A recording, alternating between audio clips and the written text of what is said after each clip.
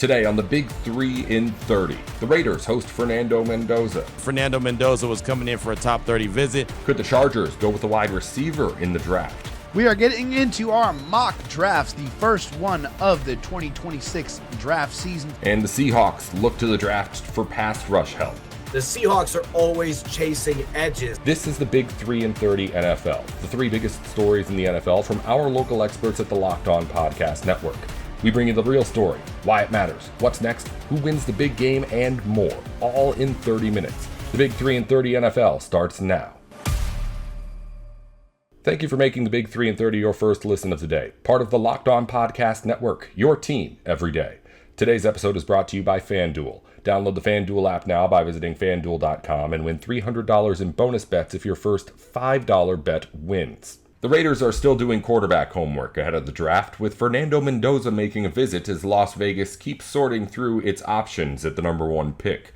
Your boy Q from Locked On Raiders has more on that visit. Clint Kubiak was going to get his first opportunity to address the team, and then Fernando Mendoza was coming in for a top 30 visit. It's his only visit that he has lined up, and went out to dinner with the Raiders on Tuesday night. But pretty excited because today in day two, following their workout program, and again, it's not like they're out there installing the offense. It's not like they're out there running 7-on-7. It's all about rehab, strength and conditioning, and meetings. That's all they can do at this stage of the game. So that's probably going to get wrapped up around maybe noon or 12:15. We're actually going to get an opportunity to meet with Kirk Cousins and kind of do a little Q&A with him in the media room there at 12:30. So definitely looking forward to that. We'll definitely bring some of the conversation that we had with Captain Kirk. We'll talk to him coming up at 12:30, and I'll bring that to the podcast coming up tomorrow. But I do look forward to that. It'll be our first opportunity to talk to Kirk and see what he's all about, and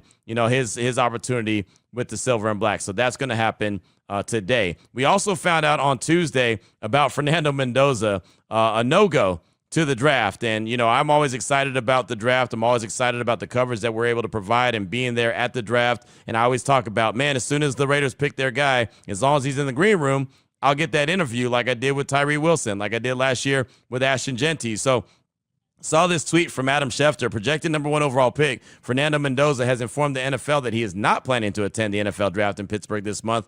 Per sources, Mendoza wants to share the draft experience with his family in Miami. And that's fine. That's cool, right? A lot of players decide that they do want to share it with their family. But again, because I'm thinking of the coverage, because I'm thinking of going to Pittsburgh, getting that interview, bringing it back to the table, not only the podcast, the radio station, even ESPN radio, I got all these plans I'm thinking about moving forward. So I quote tweeted Shefty and said, well, this is less than ideal. And man, I'll tell you, that was the biggest mistake I ever made. You would think that I was talking about someone's mama, and I get it. Again, I understand that Fernando wants to spend that time with his family. I remember Joe Thomas, who decided he was going to go fishing with his pops instead of go to the draft, and that was the 2007 draft when the Raiders took, Jamarcus Russell number one overall, and the Browns took Joe Thomas as their first pick. And obviously he's a Hall of Famer. And look, so again, that's their right. I understand, with his mom and what she's dealing with, traveling may be something less than ideal that they want to deal with.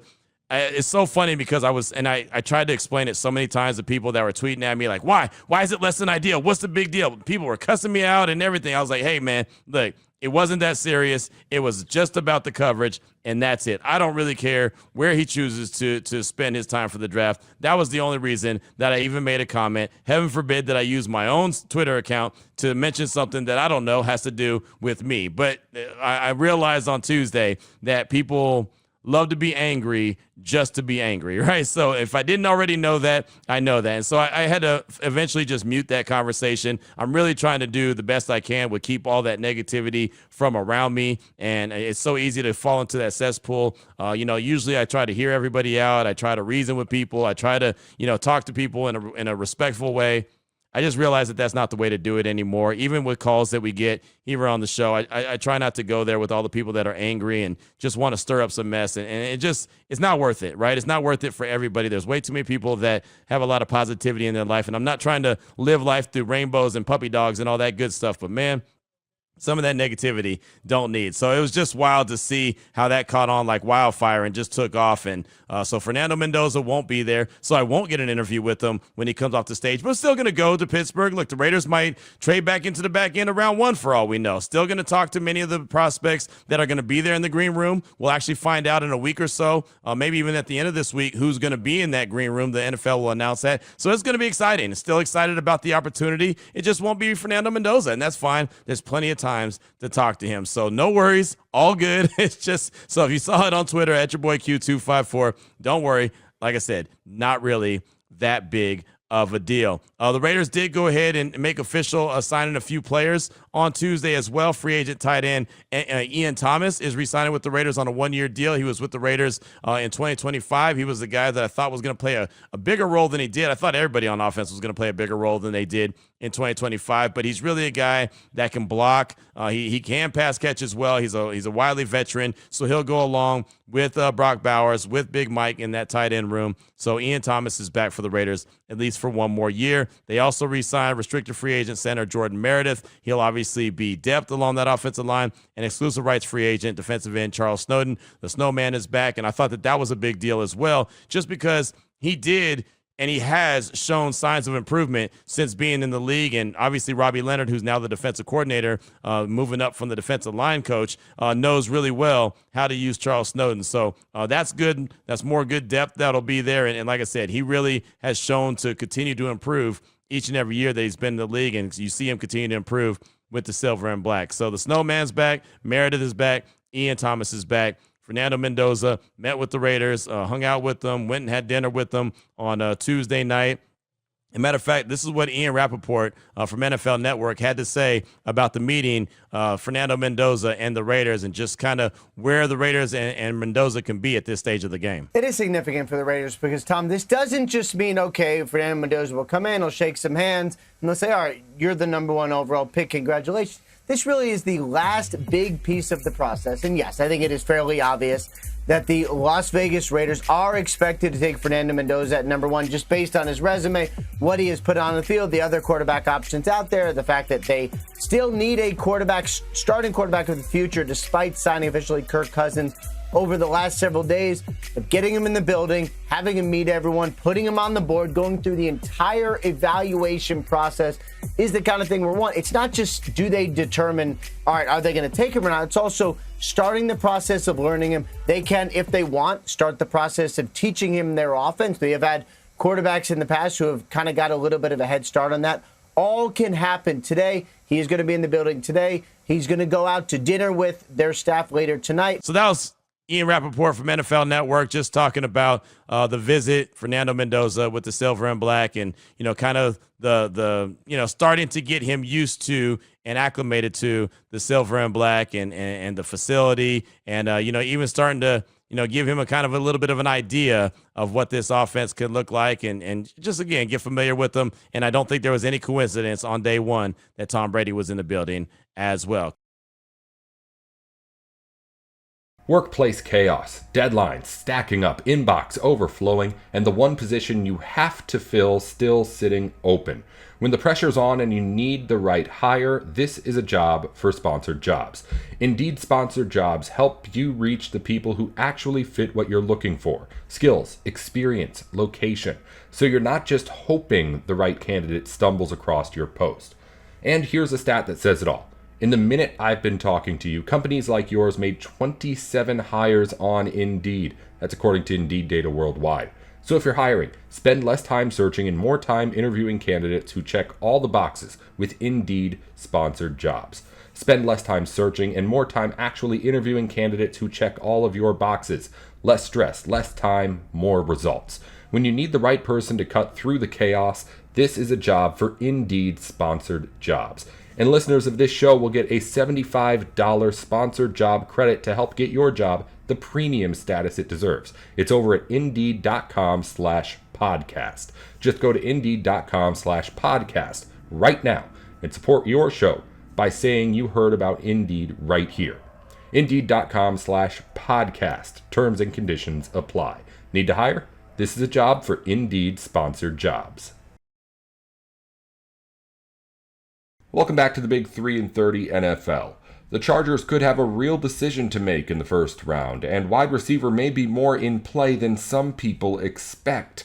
Locked On Chargers hosts Daniel Wade and David Drogmeyer break it down. We are getting into our mock drafts, the first one of the 2026 draft season for us, and we're going to take a look at a couple of guards in the third round if the Chargers were to wait to that point.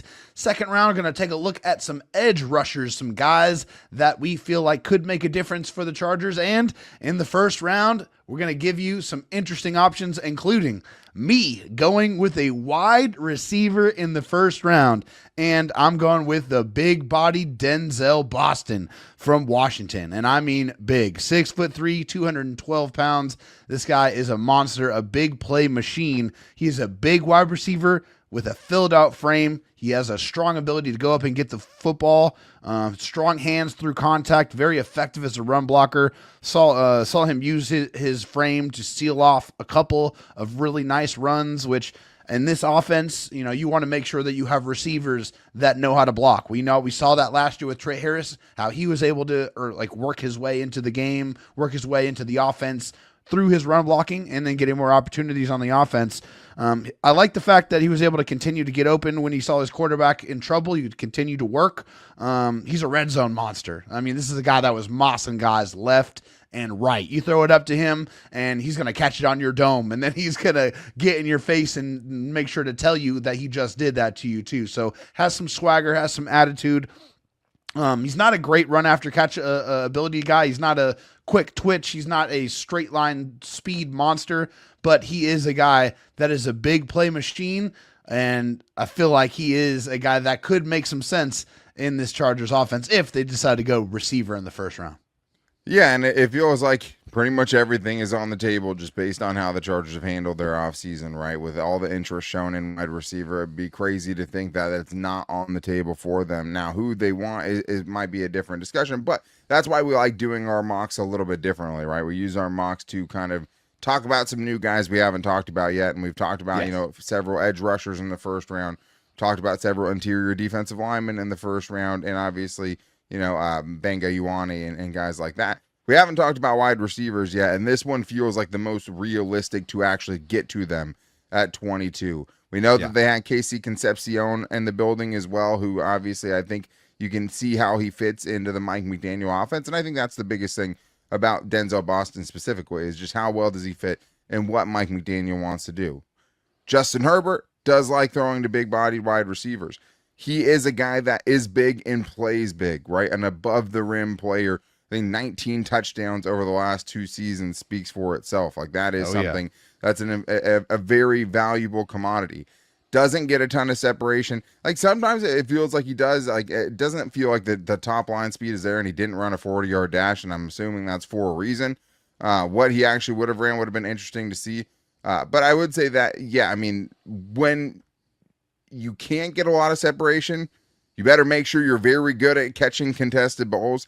And Denzel Boston is definitely that. So I think from that standpoint, it's like, you're kind of getting someone who does something really well. I know, Teteroa McMillan last year had a lot of people wondering with his kind of lack of separation at times, how well he would translate. And obviously he translated into the rookie of the year. So separation isn't everything. Obviously I think, you want that. And that is not what this guy specifically brings to the table. But I understand why, end of the first round, he might be a first round pick at wide receiver. Yeah, I mean, he's a guy that makes some sense for sure. I still feel like there's some opportunities. Like I said, he's not a natural separator. I feel like if he was able to refine his routes and really work on that and sharpen that and really snap off his breaks and be really clean from that respect, that he can gain some of that much needed separation that he's going to have to get against the much better athletes, the much smarter athletes, the much more quick defensive backs that he's going to be going up against at the NFL level. But I do feel like this guy is a ready-made red zone threat right away. He definitely has some traits and skills that are NFL ready with some room to grow. Yeah, I think so too. I mean, I think, especially if you're not like the most gifted kind of athletically in that way, being able to kind of crisp up some of those routes could definitely help with some of that separation. And how much better can you get at that is something, that it changes from guy to guy. But I would say that for him, again, you know what you're going to get. Incredibly strong hands, tracks the ball really, really well, right? A couple times where you see him, kind of just leaving defensive backs to kind of get to where the ball is and high points it when he gets there. And yeah, does moss people from time to time as well. It's kind of what he was known for at that level. I went a different direction in round one. I went with Peter Woods, the interior defensive line from Clemson, because we've talked about TJ Parker, his teammate. We have not talked about Peter Woods yet, and this is an upside pick for sure. I mean, the Chargers' edges were good, obviously, as far as the fit this year, but the interior pass rush is easily the place where they could use the most kind of top-line improvement, because that's not what their best defensive linemen do the best, right? And I think especially going through kind of trying to be realistic, especially in round one here, like most drafts, Kenyon Sadiq is gone. Ioane's gone. The top corners are gone, right? Like, you're going to have to make a decision if you stay at 22. I'm still team trade back for sure. But I think, Peter Woods, as far as, hey, can you find a guy that has some special traits? I think he has some of that, right? Very active hands as a pass rusher, has splash plays on the tape where you can see what it could look like if he could ever kind of figure it out and do it consistently on a play-to-play basis. But, like, you go to the Florida State game from last season, you see him, basically it's a half sack on back-to-back plays, but just in on the action behind the line of scrimmage, has the quickness to just kind of leave offensive linemen in the dust at times. But similar to Caleb Banks, where like you see the top end flashes, but there's still some missing ability as far as, finishing on those plays. Not as bad as Caleb Banks, because that might be like the worst tackling that I've ever seen there. And he's still intriguing because he's just ridiculous as far as the size goes. But explosive first step, 96th percentile in his 10-yard split, which I believe is the only part of the 40 that he did. But for this, there's not the production here to kind of bank on. But you're hoping that with Mike Elston, it's a big bet on him, because it's like, hey, what you see in the top end of it looks really, really good. It's just about getting him to do that all the time. Yeah, he's a freshman All-American and also received all ACC honors in each of his last two seasons. He's got pretty decent size, 6'2", 298 pounds. A little bit smaller arms at 31 and a fourth inch. So the arm length is definitely far from elite there. But yeah, as far as the stats here, we're talking about no sacks his first year, 3 sacks in 2024, 2 sacks in 2025, and also in 2024 he had 8.5 tackles for loss. So he does have the ability to give you those splash plays, and I think when you're watching him, you saw that if he was able to replicate the ability to get in the backfield as quickly as he possibly can on a more consistent basis, this guy could be an absolute terror. So there's some raw ability there that you feel like is untapped. Well, and this is the thing. Like, the more guys we watch, like, you're going to have to get a flawed player at 22, right? Every edge rusher we have, like Akeem Mesidor, who might probably be gone anyways, right? Like, it was the only kind of solid one, but, like, it is an unprecedented age. Yeah. You have to find out what you want to pick and what kind of traits you want to find in your first-round pick to see if it can, turn into something. And this is a high ceiling versus low floor situation, right? Like, there are guys who have higher floors than Peter Woods. I'd say his teammate TJ Parker could just be a solid player, and that wouldn't surprise me at all. The variance for someone like Peter Woods is way higher, right? Like, you could get a really, really good player, or he could just kind of, phase out. But that is kind of the case for a lot of the guys. But I do think, as far as just things that he could do better, pad level at times was an issue. Clemson used him to slant at times, and kind of his want to, have that playmaking ability definitely got him in trouble as far as getting himself out of running games and kind of opening things up for the other team. But mostly it's just, you never put up really, truly elite production. Yeah. Then, he went into 2025 as a potential top 5 pick is how some people thought about him. And he was better in 2024 than he was in 2025. But again, when you watch him, it's like you don't realize how short the arms are, right? Like, not really. You see a guy who has the potential to not be a one-trick pony. Like, he's not a Caden McDonald where he's going to come in and be really good against the run, but he's a guy that it's like, okay, at the top end of this, he could be really good against the run and really good as a pass rusher, but it's a huge if, and this would be a huge bet by the Chargers and their belief in Mike Elston, who has worked some true magic in that defensive line room from Jamari Collier's, freshman or rookie season production to the second-year leap from Justin Eboigbe. So that I understand if they wanted to take a chance on an interior defensive lineman that shows a little bit of special ability right? And they think, hey, I can be the one that kind of gets that out of him all the time. Welcome back to the Big 3 in 30 NFL. The Seahawks could look to add more juice to their pass rush in the draft, especially as they try to strengthen one of the most important spots on that defense. Corbin Smith and Rob Rang of Locked On Seahawks have the analysis. As Mike McDonald loved to say, whether it's on the field, in the meeting room, in positional drills, the Seahawks are always chasing edges. And this year it appears they may be chasing a different type of edge, literally, when we're looking at the 2026 NFL draft. And Rob, you look historically at Mike McDonald in Baltimore, now in Seattle. He has preferred bigger bodied edges. That has been in the 255 to 270, 280. Heck, Leonard Williams plays out there sometimes. He'll play 300-pounders. We haven't really seen him lean on edge rushers that are sub 250 pounds. And yet you look at the top 30 visits that have been reported. And I know that this does not tell you exactly who Seattle's going to be drafting, but the past shows that there's a lot of significance to who comes into the VMAC for these visits. Seattle has got a lot of 250 under edge rushers that are at least reportedly in Seattle are going to be coming to visit the Seahawks, and they offer a varying prospect status as well. That suggests to me that there might truly be a change in the guard in terms of what they are looking at the edge position. And we do have to remember Boye Mafe, he was more of a twitchy edge rusher rather than a big-bodied physical player. So it appears they definitely are looking for somebody that may be able to check off that box when you look at who's come to the facility to this point.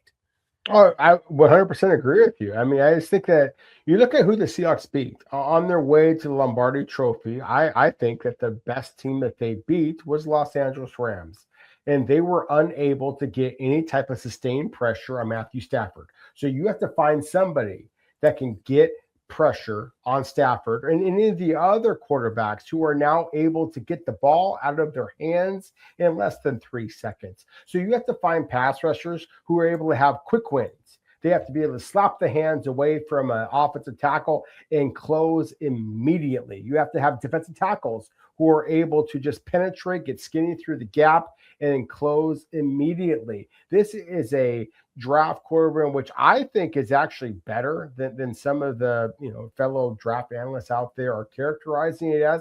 It lacks a bunch of the splashy types of players that we've talked about in the past, but there are a lot of very good players along the offensive and defensive lines who are big, burly, I think starters at the NFL level. There's not a lot of guys who have that immediate twitch to them. And so that's why I think that Seattle is kind of doing their homework and investigating some of these players.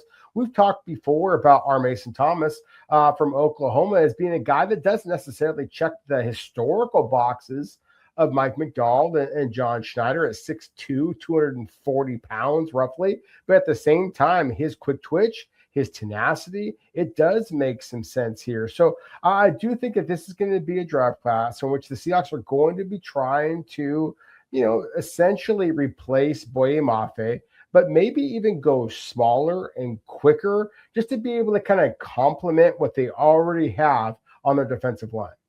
And if Mike McDonald has proved one thing in his coaching career, whether as a defensive coordinator, a linebackers coach, now a head coach, he knows how to make his scheme malleable to the players that he has. So it's not like he cannot scheme with having a smaller, quicker edge. And R. Mason Thomas is a fascinating one because when you turn on the film, the lack of arm length has been much publicized. That is something that some teams are going to take him off their board for. But he has dropped back in coverage, which we know Mike McDonald likes to do with his edges. So he checks that box off. He is a relentless motor guy. He was a captain at Oklahoma. Our good friend Jim Nagy, who's now the general manager of the Oklahoma football program, you know that he and John Schneider have a pipeline together, and the scouts have a pipeline with him. This is a kid that Jim Nagy absolutely loves. So the Seahawks are going to be hearing things in that regard. There's a lot of stuff off the field that this kid checks off. And oh, by the way, he's been very productive getting after the quarterback at Oklahoma. So I don't know that 32 that I would be going to that point just because I do have some concerns about him getting bullied in the run game. But If you could get him in the second round, I think it would be an outstanding value. And he's not the only one the Seahawks are looking at. K'Aaron Crawford out of Auburn, who's a little closer to Boye Mafe's size, 253 pounds. That was actually what Mafe weighed in at the combine coming out of Minnesota. And he's also another rusher that has some of that quick twitch to him. And you've talked about him on this show quite a bit as well. Kind of a flash in the pan kind of player at times. But when he flashes like a first-round pick. There is first-round pick film on this guy's tape. It's just not consistent enough to pick him. Maybe the Seahawks view him higher than some teams, but I've had him squarely as a late day 2, early day 3 player. But the Seahawks are taking a look at him as well, another player that can really fly off the edge that could check off those boxes. Yeah, I think it's just the way that the NFL is adjusting to the fact that quarterbacks getting the ball out of their hands so quickly. I think that he probably should be in that third round range. I don't think he's going to last at number 96 overall. I think that if Seattle wants him, they're going to have to probably take him at 64 or somewhere in that 50s to 75-ish kind of a range. He's 6'4", he's 253 pounds. He didn't play football until his senior year in high school, in which he was spectacular. He flew into the JUCO route. He high school to Arkansas State, and then just played in 10 games as a reserve. And then his second season at Arkansas State, he was spectacular. 44 tackles, 11.5 tackles for loss, 2 forced fumbles, a block kick. And he winds up just kind of jumping into the portal. Auburn signs him. And then the difference that we saw between 2024, where he was just trying to beat people with speed, and into 2025, where he's learning to use his hands. To me, Corbin, he made one of the most significant jumps between what he was in 2024 and what he was in 2025. It was funny because I was watching, some of Auburn's other defensive players. I mean, they have a lot of very good ones. And I just kept seeing this flash of number 24. Who's just number 24? The twitch here is intriguing. To me, he is the kind of guy that I don't know that he's ever going to be a superstar. But given the fact that the Seattle is as talented as they are on the defensive line, they just need a guy who's kind of the cherry on the top. And I do think that K'Aaron Crawford can be one of those guys, as could R. Mason Thomas. Although I would argue R. Mason Thomas, he's a guy who's going to go in the first round. If he doesn't go at number 32 overall in the Seahawks, I think that he will be a top 45, top 50 selection. And again, with K'Aaron Crawford, I would argue that most years he probably should go in the third round. But this is the 2026 draft that is lacking in talent. Would not be surprised at all if K'Aaron Crawford is a selection, number 64 overall, to the Seahawks. And the last undersized player that the Seahawks have brought in to town for a top 30 visit, Keyshawn James Newby out of New Mexico. Now, this is a fantastic story. He measured in at 238 pounds at his pro day. Now, that is a small edge. But you look at the path. He went from Montana Tech. I had to do a double take. There's a Montana Tech. I thought that was a fictional school. Montana Tech then transfers to Idaho, plays 2 years for the Vandals, had double-digit sacks his second year there, and then takes his talent to New Mexico and nearly gets double-digit sacks in his 1 year with the Lobos. This guy had 66 pressures this year, Rob. He is another one that can just flat out fly. And the speed, he ran a 4.53 40 at his pro day, under a 1.7 second 10-yard split. That is elite speed. Now, again, he's under 240 pounds, so he's small, but he can absolutely fly. I think this is a late round undrafted candidate that the Seahawks are taking a really close look at that could play special teams. But you talk about a third down weapon potentially. This guy has the get up to be able to do that in the NFL as a situational rusher, which could be that cherry on top for the Seattle Seahawks. And again, I think that normal years, maybe he is a late round guy. Maybe he is an undrafted free agent guy. Corbin, I would not be surprised at all if this guy goes in the top 120 picks. I think that when you have a 6'2", 238 pound frame, as you mentioned, but he's got 33 1/8 inch arms. So Yep. he's got the frame to be able to add a little bit of weight to him. He's got that quick twitch, as you mentioned. 4.53, 1.63 officially was on the APT. Scores here as a 10-yard split. So this is lightning. This is wide receiver, cornerback, safety kind of 10-yard splits here. I'm reminded of some of the other speed rushers that the Seahawks have had over the years that just can kind of pin their ears back and get off the edge. He went into the Mountain West Conference this past season. He led the conference in sacks. He led the conference in forced fumbles. He was second in the conference in tackles for loss. Look, this isn't a guy who's going to start every play for you or play every down for you. But as far as like being a pass rush specialist in the 4th round, maybe, and obviously Seattle only has 1st, 2nd, 3rd round selections and a 6th round selection. I don't think he's going to last a number 188 overall. I think if the Seahawks are serious about drafting Keyshawn James Newby, then they're going to have to, kind of somehow get into those middle rounds, because I just think that this guy has too much splash plays to wind up lasting to the 6th round. That's all for today's Big 3 in 30 NFL. If you follow basketball or college sports, the Big 3 in 30 has shows for the biggest news in the NBA and on campus going up every week just like this one. Just search the Big 3 in 30 NBA or the Big 3 in 30 college wherever you're listening or watching now. Thanks again for tuning in to the Big 3 in 30 NFL.